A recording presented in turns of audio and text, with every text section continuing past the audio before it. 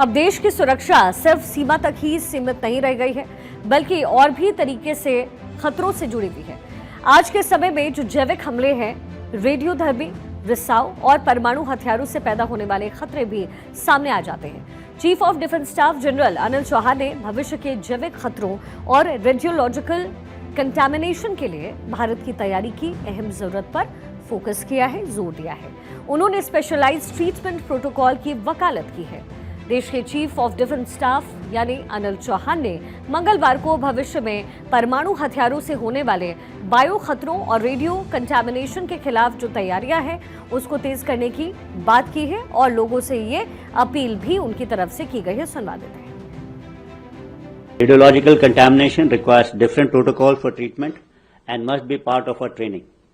Preparedness against nuclear threat contributes toward deterrence against its use, and I think that's important.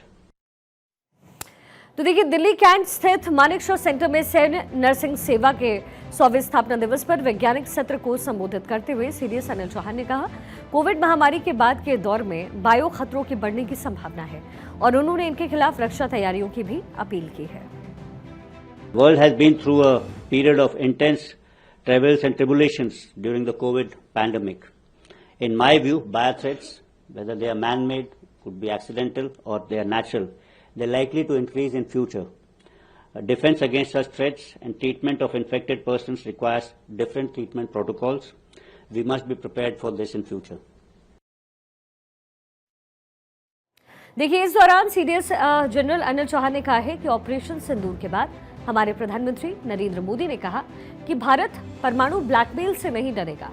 हालांकि हमारी ओर से परमाणु हथियारों के इस्तेमाल की संभावनाएं बहुत कम है, लेकिन फिर भी इसे हमारी सुरक्षा में शामिल करना समझदारी होगी।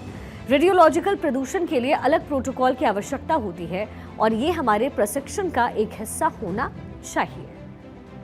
Post Operation Sindoor, our Honorable Prime Minister has said that India will not be deterred by nuclear blackmail. While the possibility of use of nuclear weapons in our context is very, very low, but it would be prudent to take this into a security calculus. CDS Anil Chauhan ने कहा है कि radiological contamination के इलाज के लिए एक अलग प्रोटोकॉल की आवश्यकता होती है। ये हमारे ट्रेनिंग का एक हिस्सा होना चाहिए।